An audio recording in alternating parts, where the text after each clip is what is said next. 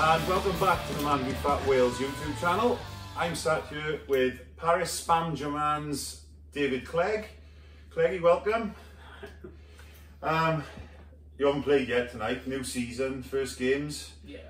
Looking forward to it? Yeah, looking forward to tonight, first game of the season. Hopefully we can score, because we haven't scored a goal for this team yet. Oh. No goals, big zero for this team. So first goal tonight, the top scorer? Yeah, who else scored? Yeah. Well, it's a new league, it's a league anyway, so you don't want to waste the goals in the pre-season games or whatever, the placement games. So, welcome. What brought you to MANvFAT in the first place? Well, I was quite unhealthy. Diet-wise, it's terrible. For me, it's not about eating too much, it's more about what I eat. Yeah. So I could have like maybe low calorie, but eating a lot of stuff that helps you makes you put fat on and stuff like that. And the fact that I just wanted to get back to football, but most of my friends don't like football, so they're all rugby or cricket, and it's like they didn't want to play football. So it was like I never had enough people to couldn't get a game together. not even 5-a-side. So I saw this on Facebook, and I was like, if they pick the teams for you, they just put you in a team. So might as well give it a try. Why not? Yeah, well, I think quite a lot of people have done it. They come down, and I found it so welcoming. How have you found it from all the guys? I mean, yeah. From the offset, I was made to feel really welcome. The banter is great. We expect it from football, really. And yeah, everybody's made me feel welcome. Even when sometimes I can be a bit of a idiot. Always forgiven after the games. I think we got enough idiots anyway that everyone can forgive you for that. It's not a problem. Yeah. So, scales, pitch-wise, how are you doing? What sort of have you reached achievements? What sort of things have you been doing off and on the pitch so far? So I've hit my 10%, and I'm on my way to 15. I think I'm 3 kilos off that now. Off the pitch, apart from the last couple of weeks due to injury, I do go to the gym quite a lot. I'm part of the badminton club as well. Unfortunately, I play on Thursdays, so I'm quite tired when it comes to Fridays. But I just like to do as much sport as possible. I think my biggest downfall though is I do too much. Right. I don't know when to stop. I want to be doing everything like football, badminton, and tennis, other sports. So. And on the pitch last season, you were with Man City? Man City, yeah. Yeah, so I think it was second place finish, was it? In the second. Second of it. So fantastic on the pitch as well. So it's great to see from him. What sort of goals do you set yourself? What's your end goal, and how do you get it? Do you set yourself little goals with weight loss and things like that, or is it just just see how it goes? How do you do it? I do achievable goals. I'm a teacher, so I'm all about smart targets. Smart. So mine's all measurable. So I set myself to lose 2 stone before I went back to work, because obviously it's the summer break at the moment. I hit that, thankfully. Awesome. So now the next goal is to lose 2 more by Christmas. Oh, brilliant. So I try to do it in 2s, and I do by terms, again, being a teacher. Well, that's always helpful. Life's easier. How do you find it with regards to eating and being a teacher? Because I worked in a school, I was working for a company called Superstars, and I found that when you have breaks out of class, I thought they fit lovely. You could have breakfast before you get it, and like break time, have a bit of fruit or whatever. You know what I mean? The way they have the breaks, it worked out really good. How do you find it with being a teacher? Is it more difficult for you? me, because I'm in the college and I'm a special. Right, I'm special. I work in the special needs sector. Yeah. Mine's more breakfast, work, home, eat. So I can't really. I don't have. There's not really a break in the day. No, I'm too busy. There's too much to do. But I've never really been one for eating lunch. Yeah. I'm like a 2 meal person. Either I miss breakfast or I miss lunch. Right. Always have been the same way. Yeah. Oh, so cool. This works out quite well for me, but yeah, normally my wife's not happy when I miss them.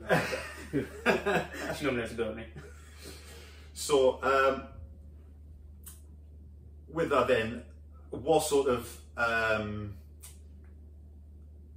what's your favourite MANvFAT moment? What have you seen, whether it's on the pitch or, like you said, the banter in the groups or just things? Is this something that stood out to you and you've just gone, that is ridiculous? Something hilariously funny, or, you know, a moment that is just like,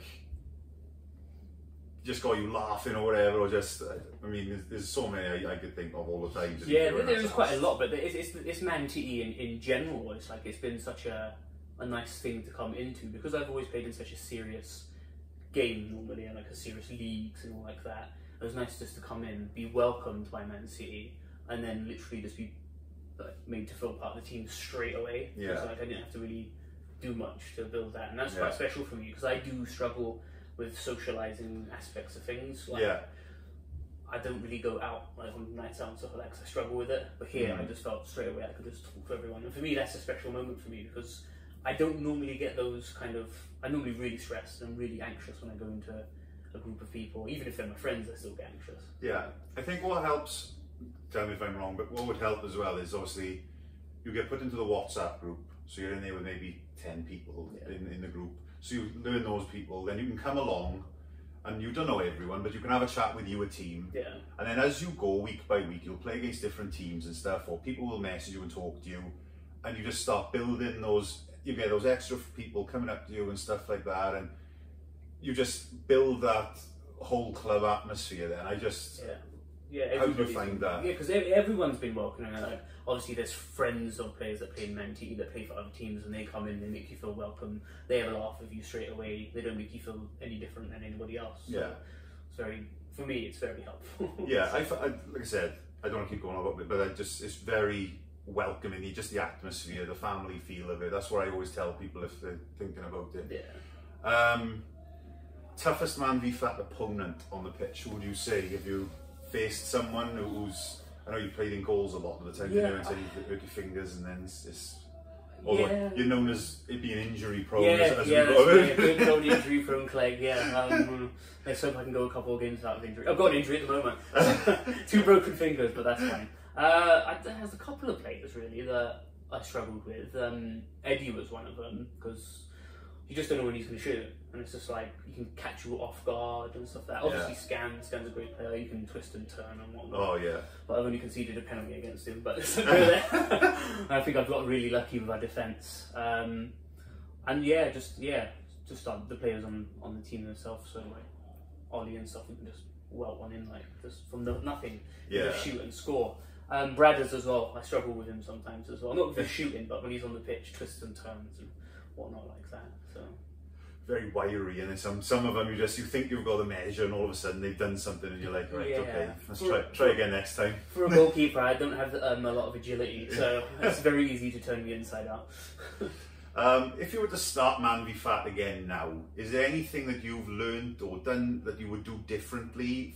Like if you were starting, I know some people are the way they start the journey, sometimes they think, oh, if I just started this a little bit earlier. Is there anything that you can think of that you might have changed or done differently? Yeah, for me, the main thing that happened was when Stan came and spoke to me about my the way I ate and my diet, because like again, I'm not a person that eats a lot of food. Like some days I would have 300 calories and then I'll have 800 and then 500. I don't really go past 1200 calories. Right. But Stan sat me down, gave me some advice on how I should be eating and what I should be eating, and he pushed me to eat more calories. Yeah. I struggled, I have to say, I did struggle. So I really struggled to hit 1200 every day, and I felt ill. But after a couple of weeks, I got used to it, and it actually benefited me because I started losing weight more healthily, and I'm losing in small increments instead of large, which is obviously not that good because you don't want to put it back on and stuff like that. So I feel better. It's more manageable as well, isn't it? You know what I mean? I know you're saying you physically didn't want to eat more calories and things like that. It's not just you stopping yourself. It's more of a physical thing that you didn't want to. Yeah. But it's something that I've said to a few people as well. Like you don't want to like cut yourself so short, because a lot of the chat in our like team group and stuff like that has been, don't go so low on calories that towards the end of the night you're picking at things that you shouldn't be. Do you know what I mean? And that's a little... but it's the thing, my problem is I've got dietary needs as well, so I don't like to pick because it makes you feel sick. I don't like to eat because it makes you feel ill. But then I'll pick up a bag of Doritos, which is not great for you, and I'll eat the whole bag, and then I go, oh yeah, there we go, I've had 600 calories today, I'll be okay, but it's not 600 healthy calories. There's not a lot of like the nutrition on a bag of Doritos. There's not a lot of like stuff in there that's going to go right. You're high in protein, good for you. Exactly. And being a vegetarian as well, it's difficult with protein intake as well. Anyway, and then like obviously I'll grab stuff that's not great for you, and then people say eat this, eat that, and I'm like, even though it's like corn, for example, it's still processed. It's still just as bad for you as if you ate processed meat. So it's like trying to find that balance of healthy protein and less Doritos. Just a crisp diet. Yeah. So just to finish off, it's been great speaking to you. If you were to go and you bump into someone and they said, oh, you know, you've lost quite a bit of weight. What have you been doing? And you know, and how can I go about it? And then you mentioned ManvFAT, and they were sort of like, oh well, that sounds okay, but you know, I'm not really sure about it. What would you say to them if they were sort of 50-50 on the fence about it? Well, I'd say like just come along for the community, come along to like watch some of the games, watch some of the banter, see how people have a laugh. I'll tell them a bit about the groups and how it works. Worst case scenario, I'll say just come for a month, pay for a month. That's just only £30. It's just don't go to the pub one night, that's it.